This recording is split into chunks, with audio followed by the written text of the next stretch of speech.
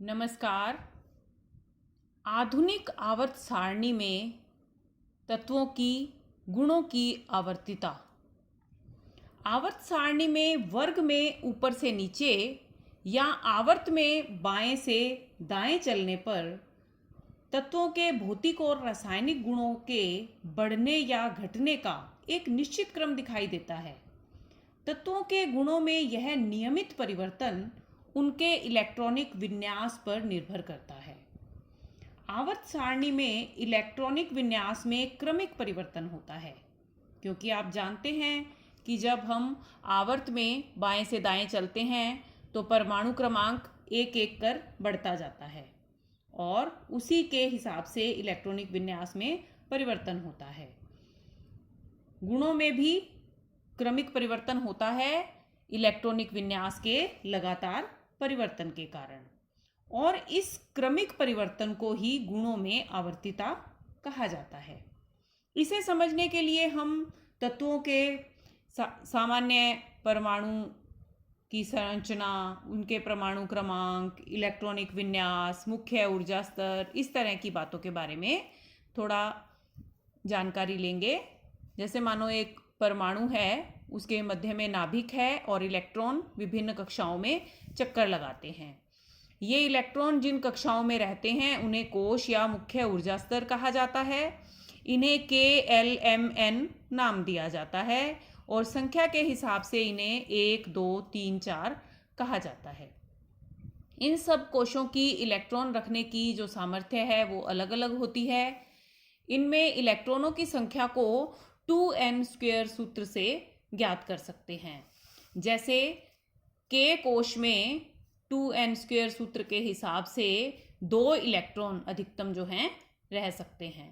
इसी प्रकार L कोश में 2n² फार्मूले में अगर हम n का मान 2 रखते हैं, क्योंकि KLMN में इनकी संख्या 1, 2, 3, 4, यही n का मान रखा जाएगा। L जो कोश है, K कोश नाभिक के साथ वाला कोश है, L उसके बाद, फिर M और इसके बाद N। तो इसमें अगर हम L कोश में अगर इलेक्ट्रॉन की अधिकतम संख्या निकालना चाहते हैं तो इस सूत्र से आती है 8।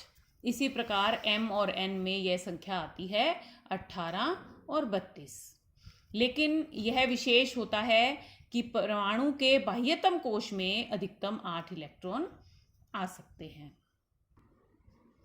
आइए इस चित्र की सहायता से समझते हैं कि किस प्रकार आवर्त में बाएं से दाएं और वर्ग में ऊपर से नीचे जाने पर मुख्य ऊर्जा स्तर में और इलेक्ट्रॉनिक विन्यास में किस प्रकार क्रमिक परिवर्तन होता है। जो पहला आवर्त है उसमें 2 ही तत्व हैं, हाइड्रोजन और हीलियम। इसमें K मुख्य ऊर्जा स्तर है, हाइड्रोजन में 1 इलेक्ट्रॉन इसमें चक्कर लगा रहा है और हीलियम में 2 इलेक्ट्रॉन हैं। अब हम दूसरे आवर्त में इस वर्ग में हम ऊपर से नीचे आते हैं तो दूसरे आवर्त का जो पहला तत्व है लिथियम, इसमें आप देखिए कि 2 मुख्य ऊर्जा स्तर हैं, K और L, और L में 1 इलेक्ट्रॉन है। इसके भी बाहरी कोश में 1 इलेक्ट्रॉन है, इसके भी बाहरी कोश में 1 इलेक्ट्रॉन है।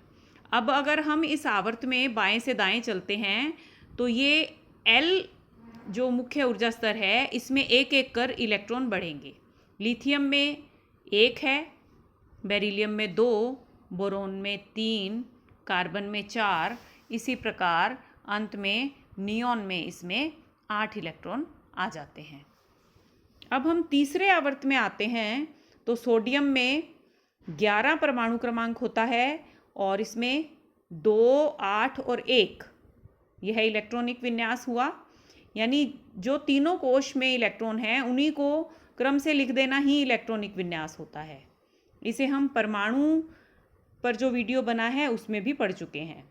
तो आप देखिए समानता क्या है कि अगर हम इस कोश में बाएं से दाएं जाते हैं तो इलेक्ट्रॉन एक एक कर बढ़ते हैं, लेकिन मुख्य ऊर्जा स्तरों की संख्या समान रहती है। इसमें K और L 2 मुख्य ऊर्जा स्तर हैं, यहाँ सिर्फ 1 ऊर्जा स्तर था।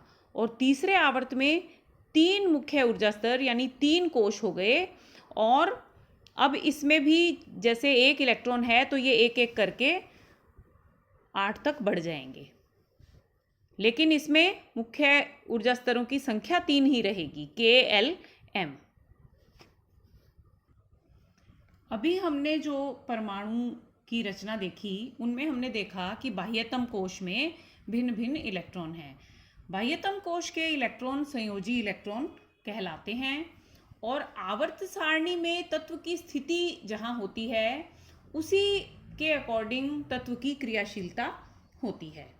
यानी आवर्त सारणी में तत्व की स्थिति से हम यह पता लगा सकते हैं कि वह तत्व कितना क्रियाशील होगा और उससे किस प्रकार के यौगिक बनेंगे, क्योंकि तत्वों की जो क्रियाशीलता होती है वो उनके संयोजी इलेक्ट्रॉन पर निर्भर करती है। आपको याद होगा मेंडेलीव ने तत्वों की स्थिति निर्धारित करने के लिए यौगिकों के सूत्रों को आधार बनाया था। आपको याद है कि ऊपर आवर्त सारणी के ऊपर उन्होंने कुछ सूत्र लिखे थे और उसी के हिसाब से नीचे तत्वों को रखा था। तो अब समझ में आता है कि उनका यह यौगिकों के सूत्रों को आधार बनाना बहुत ही तार्किक निर्णय था।